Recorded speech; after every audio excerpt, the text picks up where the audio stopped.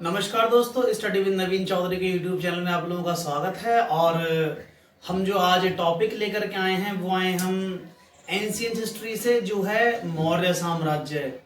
तो हम इसमें पहले 600 बीसी के बाद का महाजनपद उदय पढ़ा चुके हैं। उसके बाद जैन धर्म हो चुका है, बौद्ध धर्म हो चुका है, और उसके बाद जो है सबसे पहला हमारा हर्यक वंश आया, फिर शिशुनाग वंश आया। उसके बाद हमारा जो अगला वंश आया वो था नंद वंश। उसकी समाप्ति के बाद भारत का एक बहुत महत्वपूर्ण वंश सिंहासन पर बैठा जो कि मौर्य वंश कहलाया। तो आज हम मौर्य के बारे में पढ़ेंगे कि मौर्य क्या थे और मौर्य वंश की स्थापना कैसे हुई, किसने की, इसके क्या कारण है, और हमें कैसे पता लगता है कि मौर्य वंश इस दुनिया में या इस भारतवर्ष में स्थापित भी था या उसने शासन भी किया था। ठीक है, तो शुरू करते हैं मौर्य वंश के बारे में। दरअसल किसी भी वंश को, खाली मौर्य वंश की बात नहीं, किसी भी चीज को, किसी भी इतिहास को पता करने के लिए हम किस चीज पर निर्भर हैं? उसके स्रोतों पर, है ना। तो स्रोत जो हैं उनके आधार पर ही हम अनुमान लगा पाते हैं कि हमें क्या करना है या ये चीज अस्तित्व में थी कि नहीं थी। इतिहास तो इसी का नाम है जो स्रोतों पर निर्भर हो। तो अगर मैं बात करूं स्रोत की, तो मौर्य वंश की जानकारी के जो स्रोत हैं वो निम्नलिखित हैं। देखिए सुनिए, स्रोत में दो तरह के स्रोत हैं। एक तो साहित्यिक स्रोत हैं, एक हमारे पुरातात्विक स्रोत हैं। साहित्यिक स्रोतों का मतलब उन स्रोतों से है वो स्रोत जो उस वक्त किताबें लिखी गई या साहित्य लिखा गया है ना, तो उसके अनुसार तो साहित्यिक स्रोत। और पुरातात्व मतलब खुदाई के दौरान हमें जो चीजें प्राप्त हुई हैं या उस वक्त की जितनी भी पुरानी चीजें जो आज भी अस्तित्व में हैं उनके अवशेष बचे हुए हैं या वो है पुरातात्विक स्रोत। तो साहित्यिक स्रोतों में जब सबसे पहले जो मिलता है स्रोत होता है पुराण। पुराणों में जिक्र है मौर्य वंश का, कि मौर्य वंश नाम से कोई वंश था जिसने भारत पर या मगध पे राज किया था। दूसरा सबसे महत्वपूर्ण स्रोत है कौटिल्य का अर्थशास्त्र, है ना। कौटिल्य को आप सभी लोग जानते हैं। दरअसल कौटिल्य के 3 नाम हैं, मैंने लास्ट में लिखे हैं, चाणक्य, कौटिल्य, विष्णुगुप्त। जब ये पैदा हुए बच्चे थे तो इनके पिता ने जो इनका नाम रखा वो रखा था विष्णुगुप्त। ठीक है, चाणक्य इसलिए कहते थे क्योंकि इनके पिता का नाम था चणक। चणक का पुत्र होने कारण इन्हें चाणक्य कहा गया। तीसरी चीज ये है, कौटिल्य इसलिए कहते थे, कुटिल मतलब राजनीतिज्ञ थे, बढ़िया राजनीति जानते थे, इसलिए इनका नाम बाद में कौटिल्य पड़ा। कौटिल्य एक उपाधि है समझदार या तेज या बुद्धिमान व्यक्ति के लिए। आज भी कौटिल्य उपाधि बुद्धिमान व्यक्ति के लिए प्रयोग की जाती है। दूसरी बात करें कौटिल्य के अर्थशास्त्र की, तो कौटिल्य एक ऐसे इंसान थे जो नंद राजा थे, जो नंद वंश था, जिसका नाम था धनानंद। तो धनानंद के राज्य में, राज दरबार में कौटिल्य थे, एक मंत्री के पद पर रहा करते थे।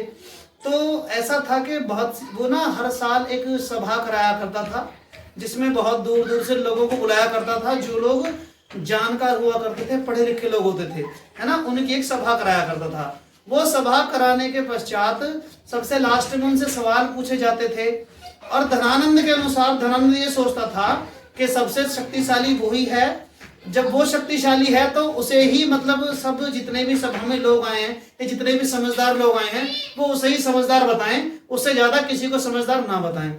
लेकिन चाणक्य ऐसा था जो केवल बुद्धि और ज्ञान को सर्वोत्तम मानता था, और एक बार धनानंद ने उसकी बहुत बेइज्जती कर दी। तो इस कारण से चाणक्य ने उसी दिन दरबार छोड़ दिया धनानंद का, और शिखा मतलब चोटी उसने अपनी खोल ली, और ये कह के वहां से निकल गया कि तेरा राजपाट तो समूल नष्ट कर दूंगा। और उसके पश्चात उसने चंद्रगुप्त मौर्य के साथ मिलकर के उस वंश को खत्म किया। अच्छा, इसके साथ एक कहानी और प्रचलित है कि चंद्रगुप्त कैसे मिला उसे। तो था ऐसा कि चंद्रगुप्त जो था, इसकी माँ का नाम मौरा है, तो इसलिए इसे मौर्य कहा जाता है। ये मौर्य कुल था एक, इसलिए उसे मौर्य कहा जाता है। तो मौर्य होने के भी बहुत सारे हुए, लेकिन इसने चंद्रगुप्त को ही क्यों चुना? तो चंद्रगुप्त को चुनने के लिए कहानी ये है,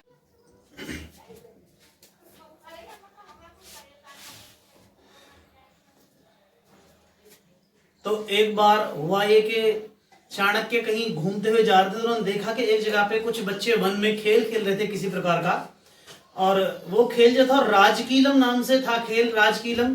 तो राजकीलम खेलते की दशा में उन्होंने देखा कि एक बच्चा है जो राजा बना हुआ है और बाकी सभी जो बच्चे हैं उन्होंने प्रजा बना रखा है। और एक राजा की तरह उनकी समस्याएं सुन रहा है, उन्हें सुलझाने की कोशिश कर रहा है।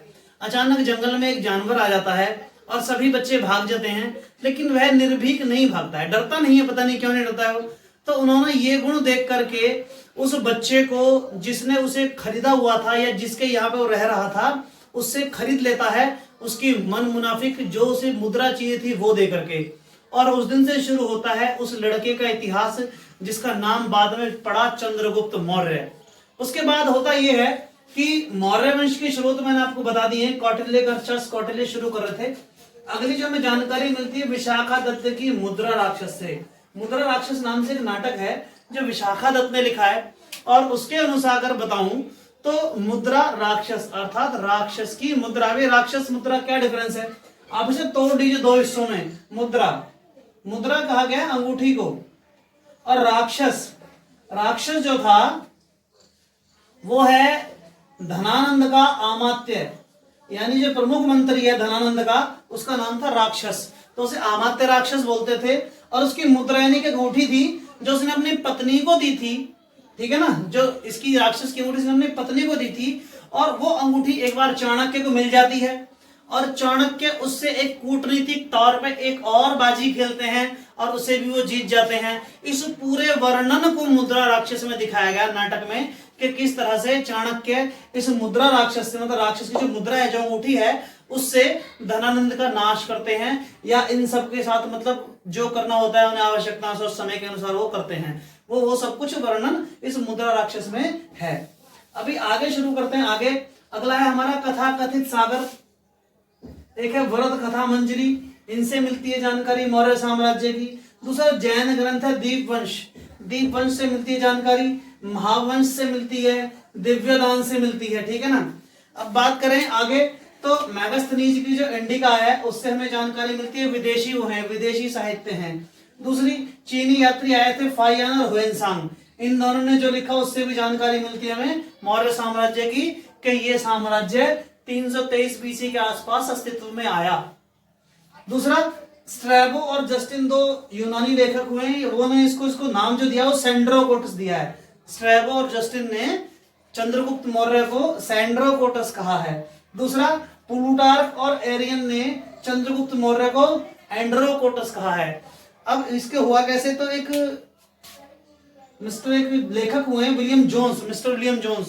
तो विलियम जोन्स ने इन्हें पहचाना, इन्होंने एशियाटिक सोसाइटी में भी अपना कोई योगदान दिया था, तो इन्होंने पहचाना कि सेंड्रोकोटस जो है वो चंद्रगुप्त के रूप में जो है इन्होंने पहचाना है विलियम जोन्स ने। सवाल आता है कि सेंड्रोकोटस को चंद्रगुप्त किसने बताया, तो विलियम जोन्स ने। अब स्ट्रैबो के अनुसार चंद्रगुप्त ने पालीब्रोथक की एक उपनाम धारण किया था अपना, कि मैं पालीब्रोथक हूं, अर्थात इसका मतलब है पाटलिपुत्रक। ये स्ट्रैबो के अनुसार है, ठीक है जी। अगला ये है, अगला पॉइंट कहता है हमारा कि ये हमारे स्रोत थे साहित्यिक स्रोत। अब बात करते हैं पुरातात्विक स्रोतों की। तो पुरातात्विक स्रोतों में एक तो शिलालेख, वो सभी शिलालेख जो अशोक ने लिखवाए, जिसमें दूसरा और 13वां शिलालेख बहुत मुख्य है इससे संबंधित।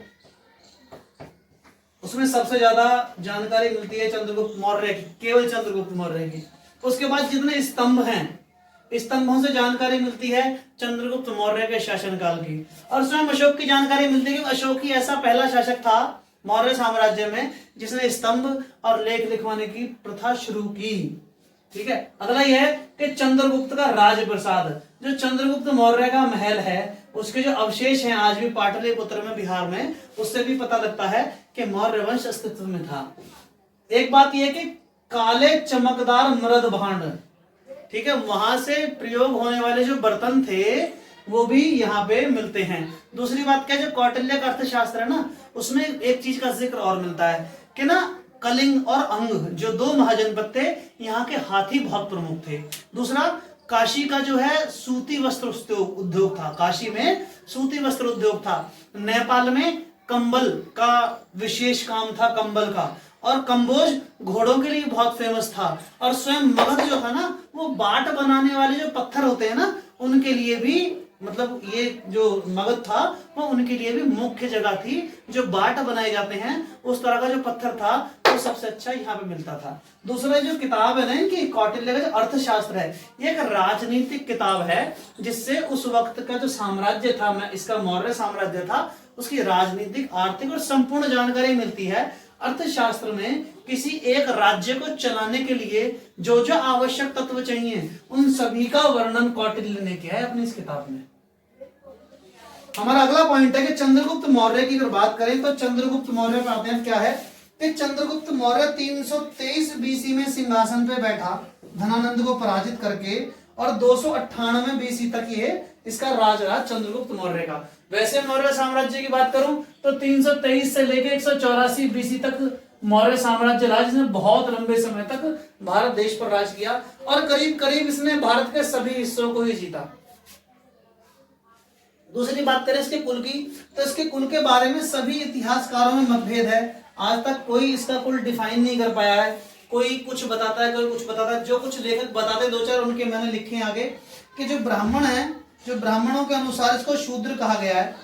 जितने ब्राह्मण ग्रंथ हैं, ब्राह्मण हैं, उसके अनुसार इसे शूद्र कहा गया है।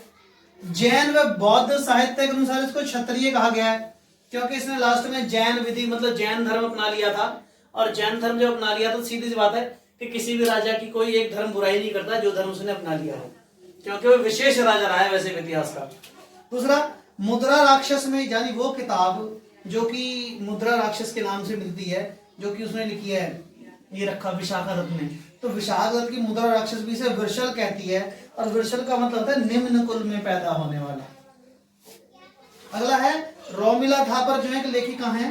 रोमिला थापर कहती हैं कि वैश्य था, वैश्य कुल का मानती है रोमिला थापर इसको। हमारा नेक्स्ट है कि चंद्रगुप्त की जो ये उपाधि है ना, चंद्रगुप्त संज्ञा जो है इसकी चंद्रगुप्त, इसका प्रमाण मिलता है ना जूनागढ़ अभिलेख से। जूनागढ़ गुजरात में एक जगह है और वहां पे एक सुदर्शन झील है, उसके बारे में भी आपको बताऊं। गिरनार पर्वत है, गिर का क्षेत्र है, गिर का जंगल है, मतलब इंडिया का शेरों का एक बहुत बड़ा सफारी, लाइन सफारी है जो गिरनार का जंगल है ना। तो यह यहाँ पे इसकी संज्ञा मिलती है हमें जूनागढ़ अभिलेख से, इसे चंद्रगुप्त कहा गया है। अगला, जस्टिन ने एक बात कही है कि जस्टिन ने कहा है कि वही जस्टिन जिसने इसे भी बताया ऊपर कि, मैं एक विशेष बात बताई जस्टिन ने, इसके लिए दिखाता हूं आपको। स्ट्रैबो जस्टिन ही रहा, जस्टिन वो जिसने इसको सैंड्रोकोटस कहा है, वही जस्टिन। वो कह रहे हैं कि चंद्रगुप्त मौर्य ने अपनी 6 लाख की सेना लेकर के संपूर्ण भारतवर्ष को रौंद डाला था। मतलब ये जस्टिन ने कहा है कि ये लेखक हैं, यूनानी लेखक हैं, जिन्होंने ये कहा है कि इसके पास उस वक्त सबसे विशाल सेना थी जिसकी गिनती करीब 6 लाख थी, और इसने अपनी सेना को लेकर के पूरे भारत को रौंद डाला था। अगला क्या है कि महावंश टीका में, जो महावंश की टीका लिखी गई, उसमें से सकल जम्बूद्वीप का शासक बताया गया। जम्बूद्वीप, भारत को जम्बूद्वीप कहा जाता है, इसलिए जितना भी बड़ा जम्बूद्वीप है, इस संपूर्ण जम्बूद्वीप का शासक इसे कहा गया है। अगला क्या है कि रुद्रदामन के जूनागढ़ अभिलेख से यह पता लगता है कि जो सुदर्शन झील थी उसका निर्माण इसके एक मंत्री था जिसका नाम था पुष्यगुप्त। तो पुष्यगुप्त ने इसका निर्माण कराया था सुदर्शन झील का।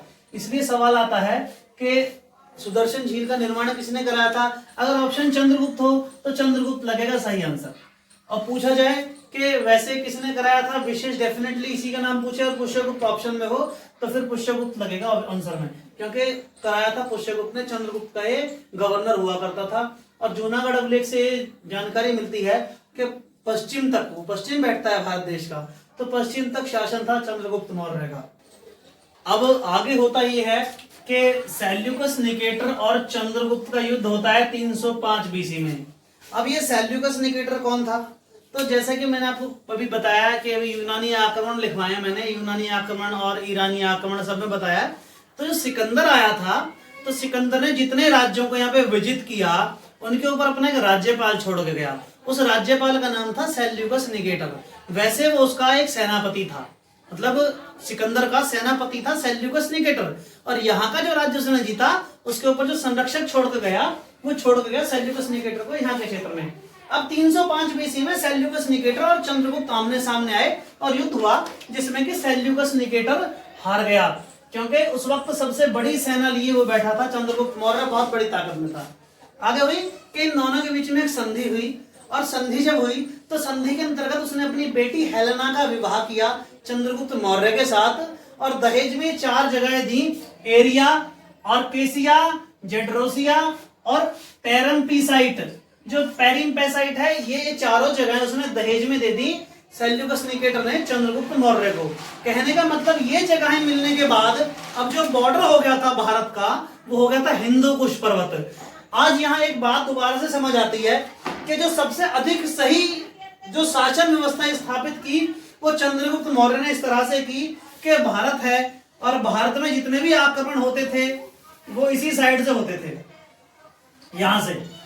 अब उसने क्या काम किया, यहाँ पे किसी का राज नहीं होता था, छोटे छोटे राज्य स्वतंत्र घूमते थे, जिस कारण से बाहर से आने वाले इन लोगों को हरा लेते थे और अंदर घुसा देते भारत में, क्योंकि यहाँ से कोई नहीं आ सकता था, यहाँ से कोई वैसे नहीं आ सकता था हिमालय की वजह से।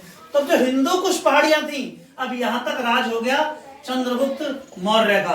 तो ये स्थिति थी उस वक्त। चंद्रगुप्त मौर्य ने अपने शासन की सुदृढ़ की, मजबूत किया अपने आप को। अब हेलेना से विवाह हो गया और जैन धर्म की शिक्षा ली उन्होंने भद्रभाव से। बाद में जैन ही हो गए थे ये, तो जैन धर्म की शिक्षा ली उन्होंने भद्रभाव से। तीसरा क्या है कि इनके समय में ना एक वो आया यात्री जिसका नाम था मैगस्थनीज, एक राजदूत था जो कि सेल्यूकस निकेटर ने भेजा था, इसका नाम था मैगस्थनीज। और मैगस्थनीज ने एक किताब लिखी तत्कालिक शासन व्यवस्था के ऊपर, तत्कालीन भारतीय व्यवस्था के ऊपर, जिसका नाम था इंडिका। और इंडिका अपने मूल रूप में प्राप्त नहीं हो सकी आज तक। तो इंडिका के उदाहरण ही हैं जिन्हें ये जो लेखक हैं, जैसे स्ट्रैबो है, जस्टिन है, प्लूटार्क है, एरियन है, ये सभी के सभी उसके द्वारा दिए गए जो एग्जाम्पल्स हैं उन्हें अपने लेखों में लिखते हैं, जिस कारण से पता लगता है कि इंडिका अस्तित्व में हुआ करती थी। लेकिन अभी तक इंडिका किसी को भी रियल में मतलब नहीं मिली जो उसकी ओरिजिनल कॉपी है। दूसरा क्या है, आगे हुआ कि इसमें क्या मिला, इसके बाद जब इसको सब कुछ मिल गया, ये सेल्यूकस निकेटर ने दे दिया, शादी हो गई, सब मिल गया, उसके बाद प्लूटार्क कहता है कि जो सेल्यूकस निकेटर को चंद्रगुप्त मौर्य ने 500 हाथी दिए उपहार में, 500 हाथी उपहार में दिए चंद्रगुप्त मौर्य ने सेल्यूकस निकेटर को। दूसरा बात करें इसके दक्षिण विजय की, तो इसने दक्षिण तक विजय प्राप्त की है। तो दक्षिण विजय का पहला उल्लेख तमिल ग्रंथों से मिलता है जिनका नाम अहानूर है और मुरनानूर है। तो अहानानूर और मुरनानूर ऐसे हैं जिनसे मिलता है दक्षिण विजय का उल्लेख। दूसरा अशोक के दूसरे और 13वें शिलालेख में मिलता है इसका जिक्र कि इसने दक्षिण विजय भी की थी चंद्रगुप्त मौर्य ने। बंगाल विजय का जो उल्लेख मिलता है वो मिलता है महायान के अभिलेखों से, सॉरी महास्थान के अभिलेखों से मिलता है बंगाल विजय का मतलब वर्णन। दूसरा श्रावण बेलगोला में कर्नाटक मैसूर में जाकर के चंद्रप्रभागिरी पहाड़ी पर इसने एक संधारण विधि जो कि जैन धर्म की विधि है देह त्यागने की, उस विधि से 298 बीसी में अपना शरीर त्याग दिया। संधारण विधि में होता यह है कि मृत्यु से पहले, मतलब जब मृत्यु आनी हो, जब उसे लगेगा हमें देह त्यागनी है, तो वो उपवास रखते हैं। उपवास तब तक रखते हैं जब तक मृत्यु ना हो जाए। इस विधि को संधारण विधि कहा है जैन धर्मों में। तो संधारण विधि के अनुसार इन्होंने अपना देह त्याग कर दिया। दूसरा भद्रबाहु, पुष्य श्रावक और ये कथाकोश और राजा बलि, दरअसल ये 4 ऐसे हैं जिनके अनुसार हमें जानकारी मिलती है। क्या जानकारी मिलती है? तो श्रावण बेलगोला गया था, जो कि चंद्रगिरी पर्वत पर गया था, और वहां जाकर उसने जो है मतलब अपनी शरीर त्यागा था संधारण विधि से, या उसने जैन धर्म अपनाया था। ये बातें जो मिलती है, हमें जानकारी मिलती है कि भद्रबाहु द्वारा लिखित, पुष्य श्रावक द्वारा लिखित और कथाकोश जो उसमें लिखा हुआ है, और राजा बलि थे उस वक्त के, उनके अनुसार ये सारी जानकारियां मिलती हैं कि जैन धर्म में श्रावण बेलगोला की जानकारी इनसे मिल जाती है। दूसरा पाटलिपुत्र के 4 नाम हैं जो कि यूनानी कहते थे इनको, 3 नाम है, सॉरी, क्या है? पाली ब्रोथा, पालीमा बोथा और पाली बोत्रा। तो ये तीनों के तीनों नाम उस वक्त जो है ये बताए जाते हैं। पाटलिपुत्र को यूनानी लेखक इसी नाम से पुकारा करते थे। तो ये था चंद्रगुप्त मौर्य के बारे में। अगर आप कहें तो मैं आपको एक इसका जो बेटा था बिंदुसार, उसके बारे में भी अभी बता देता हूं कि बिंदुसार का क्या स्थिति है। चलिए 1 मिनट बता देते हैं बिंदुसार के बारे में।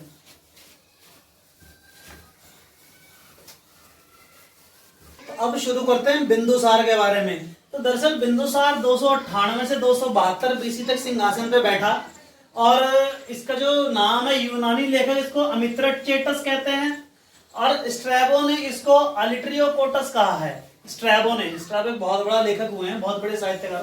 दूसरा सिंगसेन जो है, इन्हें जैन ग्रंथ के अनुसार सिंगसेन कहा गया है, और वायु पुराण में इसे भद्रसार कहा गया है। ये नाम है सारे के सारे बिंदुसार के।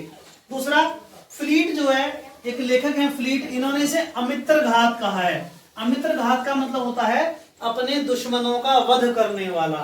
अगला क्या है कि जैन साहित्य द्वारा जिसकी माता है उसका नाम दुर्धरा बताया गया है। इसकी माता दुर्धरा और पिता चंद्रगुप्त मौर्य। और दक्षिण विजय का कोई स्पष्ट उल्लेख नहीं मिलता है कि बिंदुसार को दक्षिण विजय करनी पड़ी। दूसरा, जो इसे मिला था पहले से विरासत में मिला था, इसने उसको संजो के रखा, उसमें से कुछ भी जाने नहीं दिया, इससे कहीं जाना नहीं पड़ा लड़ने के लिए, क्योंकि जो चंद्रगुप्त मौर्य शासन प्रशासन बना के गया था वो सुव्यवस्थित रहा और उसको उसने बनाए रखा। उसके बाद बात करें आगे कि यूनानी एक राजा हैं, उन्होंने क्या काम किया है, एंटियोकस। तो एंटियोकस ने एक अपना राजदूत भेजा जिसका नाम था डाइमेकस। अब डाइमेकस को ना मैगस्थनीज का उत्तराधिकारी बताया जाता है। दिव्यावधान के अनुसार एक बात बताऊं कि तक्षशिला में 2 विद्रोह हुए हैं, और दोनों विद्रोहों को दबाने के लिए उसके 2 बेटे थे, एक का नाम था सुशीम, एक का नाम था अशोक। तो पहले विद्रोह के लिए अशोक को भेजा और दूसरे विद्रोह को दबाने के लिए इसने सुशीम को भेजा। तो 2 विद्रोह हुए तक्षशिला में जिनको दबाने के लिए इसने इन दोनों को भेजा। बाकी पूरे राज्य में ऐसा इसके शासन काल में कुछ नहीं हुआ कि इसे उसके लिए लड़ना पड़े या लड़ने जाना पड़े। तो इसका शासन काल शांति से कटा इस तरह से। उसके बाद एक यूनानी लेखक जो थे ना एंटियोकस, इससे इसने 3 चीजें मांगी थी कायदे में। जो कहा जाता है वो ये कहते हैं कि इसने 3 चीजें मांगी। तो मदिरा मांगी थी, एक दार्शनिक मांगा था, एक सूखे अंजीर मांगे थे। तो एंटियोकस ने मदिरा और सूखे अंजीर देने के लिए तो मना नहीं किया, दे दिया, लेकिन दार्शनिक के लिए उन्होंने मना कर दिया। बोला कि हमारे राज्यों के नियमों के अनुसार हम कोई दार्शनिक नहीं बेच सकते या किसी को भेज नहीं सकते। तो इन्होंने दार्शनिक तो नहीं दिया, लेकिन मदिरा और सूखे अंजीर इन्होंने बिंदुसार को दे दिए। दूसरा एक वो है फिलाडेल्फ। फिलाडेल्फ मतलब टालमी द्वितीय हुए मिस्र के राजा। तो इन्होंने एक अपना दार्शनिक भेजा जिसका नाम था डायोनीसस, जो कि मिस्र से आया, राजा फिलाडेल्फ के यहाँ से। दूसरा एक बात मिलती है कि इसका जो शासन था वो प्रांतों में बटा हुआ था, और प्रांतों का जो शासन संभालते थे या तो कुमार संभालते थे, कुमार मतलब राजा के पुत्र, या फिर संभालते थे उन्हें बोला जाता उपराजा, यानी कि जो उपराजा हो। उसके बाद यह है कि प्रशासनिक कार्य जितने भी होते थे उनके लिए इसने एक पद नियुक्त किया था, महामात्र। एक तो होता था अमात्य जो राजा का होता था, एक जो उसके बाद का राजा था उसका जो प्रशासनिक कार्य बाकी संभालता था महामात्र कहते थे। दूसरा, दिव्यावधान के अनुसार जो अवंती का शासक था उस वक्त वो अशोक था, मतलब अशोक को अवंती का राज्यपाल या उपराजा शासक बनाया हुआ था बिंदुसार ने। अगली बात क्या है कि बिंदुसार की सभा में एक मंत्री परिषद थी एक, और उस मंत्री परिषद के अंदर 500 सदस्य हुआ करते थे। मतलब एक विशेष मंत्री परिषद थी जिसमें 500 सदस्य थे, और उस मंत्री परिषद का जो अध्यक्ष होता था ना वो खल्लाटक होता था। ये रहा खल्लाटक, उस मंत्री परिषद के सदस्य को खल्लाटक कहा गया है। मतलब ये भी एक विशेष बात है कि किसी एक मंत्री परिषद में 500 सदस्य हों और उसे वो मैनेज भी करते हो, ठीक है। दूसरा क्या है कि इसके राज्य में ना 2 जैन निवास करते, एक तो अजीवक एक परिव्राजक। तो इन दोनों को ये रहते थे, इन दोनों का संरक्षक था, और इसने आजीवक संप्रदाय अपनाया। ये जैनिज्म हो गया, इसने आजीवक संप्रदाय अपनाया। दूसरा क्या है कि तारानाथ एक बौद्ध भिक्षु हुए हैं, और बौद्ध भिक्षुओं के अनुसार इन्होंने ये कहा है कि इसने ना 16 राज्यों पर विजय प्राप्त की थी। मतलब 16 राज्यों पर राज करता था, मतलब 16 महाजनपद थे तो 16 के 16 पे इसका शासन था, सीधी बात ये है इसके अनुसार। अगला क्या है कि आर्य मंजूश्री मूल कल्पम, ये एक किताब है, एक कृति है। इसके अनुसार हमें मिलता है कि जो चाणक्य थे वो इसका राजकाज संभालते थे, महामात्रा लोग, लेकिन मुख्य अमात्य थे वो चाणक्य थे जो इसका राज्य देखते थे। कहा यह जाता है कि चाणक्य ने 3 मौर्य राजाओं को अपनी सेवा दी थी।